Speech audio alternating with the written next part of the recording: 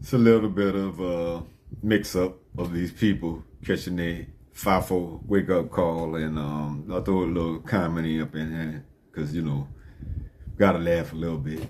So anyway, that's how it is. Roll the tape. But some folks who aren't feeling Trump's optimism right now are American farmers, and they are stuck in the middle of all of this. Frank, who did you vote for president? Mr. Trump. Right? Trump. Mr. Trump.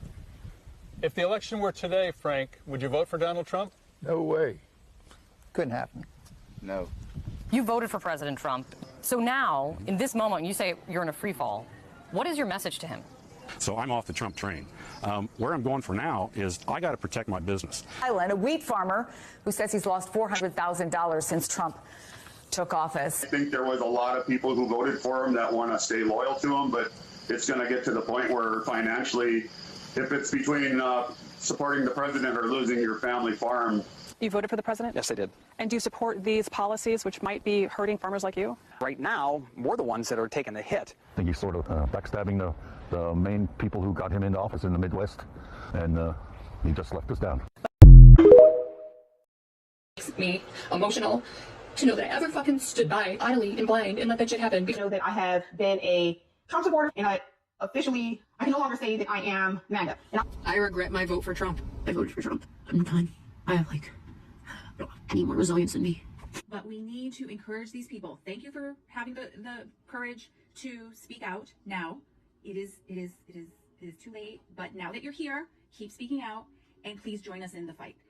That's the only way we're going to get through this, because we have to continue to welcome the people who are going to be suffering along with us over to the side of the fight if we're going to win the fight.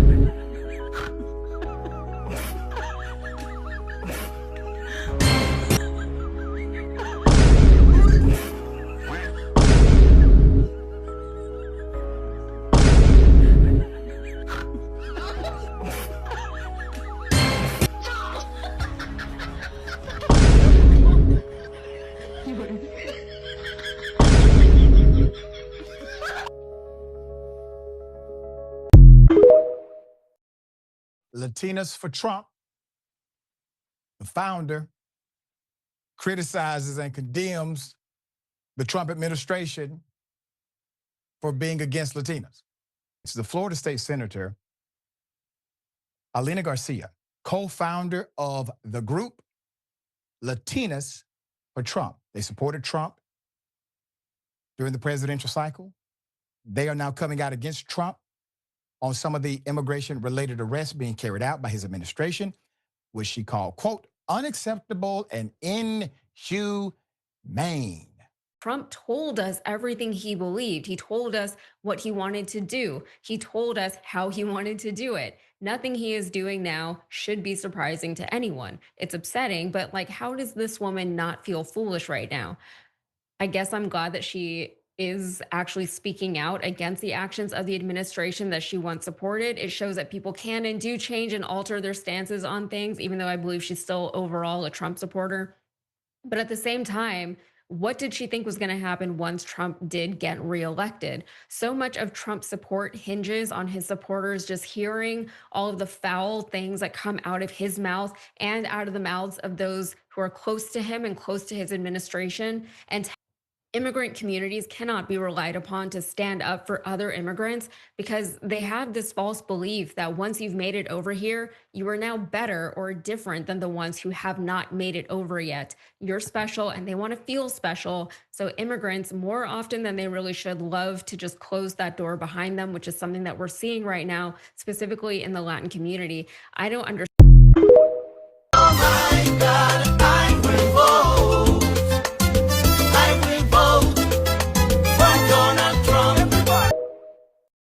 Roll the tape.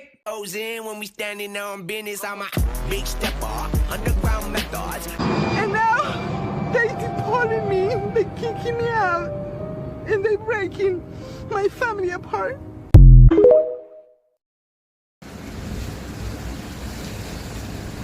¿Por qué están arrestando personas inocentes que solo huyen de una dictadura, de una tiranía asesina comunista? Tras la detención de la joven cubana Laura de la Caridad González Sánchez, líderes del movimiento anticomunista I-220A expresaron su apoyo. Como movimiento legal en el estado de la Florida, necesitamos por favor que se tomen en cuenta que si no hemos cometido crimen, que tenemos nuestras vidas organizadas, nuestro asilo pendiente, que por favor no tenemos por qué vivir con este terror.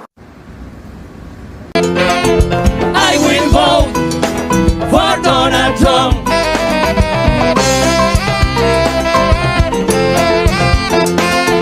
I will vote. Raise your hand, come on. For Donald Trump. Lo hicimos porque nosotros queríamos. A mí nadie me pagó un centavo. A mí nadie me dijo que esto iba a ser beneficioso, ni siquiera que iba a Those people didn't even get paid to do that. Crazy. The wordplay that the GOP specifically used in Florida, especially Miami, on Venezuelans and Cubans is unreal. They told you guys that they're only going after the criminals. You guys are the criminals. When you come to this country illegally, that's the crime. But what you do is you seek asylum because you're saying you're running away from a very bad government. But you still have to get here to seek asylum. And when you seek asylum, you give your name, where you're living, where you're working. That's how this works. So that's what they did. They didn't go around trying to find a bunch of illegal immigrants everywhere because that's difficult to do. Apart from the farms and the construction sites, it's hard to find illegal immigrants in the country. They don't leave a paper trail. But people that seek asylum do. And that's why they went to y'all houses in Miami and picked y'all up because they knew where you were at.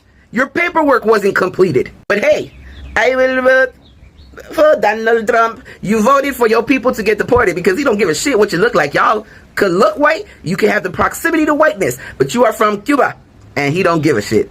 So thoughts and deportations.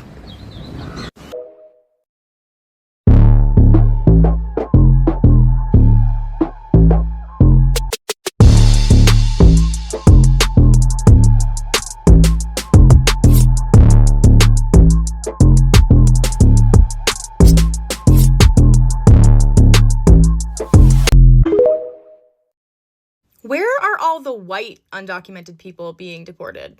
You think we don't have Canadians, Northern European, British people? They are here just as illegally as anybody else. They are also committing crimes. This is racism. If you don't see that, I don't know what to tell you.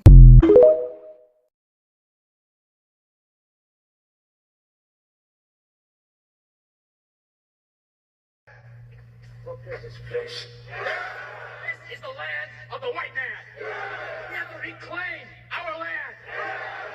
White power. White power. White power. White power. White power. White power. Excuse me. Can somebody tell me where the exit is? You're dead meat.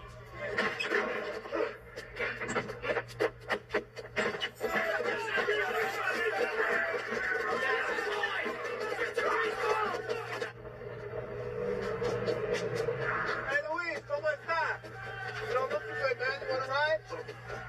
Well, Luis, I got some good news and I got some bad news. The good news is you're only 5 miles from East LA. The bad news is it's that way.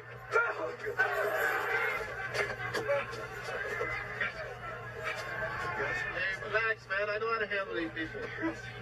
Hey, listen up. Luis says the white man can kiss his ass. Make sure you tell your friends without shouting.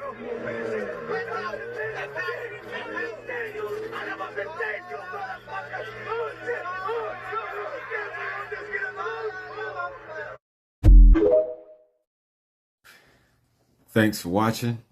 Also, that thing with the El Funky, I'm putting up a few deals. You see, he got out of it. One of the commenters told me that he hired a fancy lawyer and had connections to get out of it. I guess there was big time right, because seems more or less that's what they said. The AI that I use barely even recognize that it was a thing. You know, it was like, it's just a rumor, but it was more than a rumor. You know, it was real, and it spread out. And like they said, he got the lawyer, the connections, whatever. And I think that the accusations, like they said, they just like what Trump is doing, they just make up stuff and attach it to you, and like they're doing with the Abrigo guy, you know, saying that he trafficked people and this, that, and the other. You know, it's the same thing like that. That's the charges. They're not real.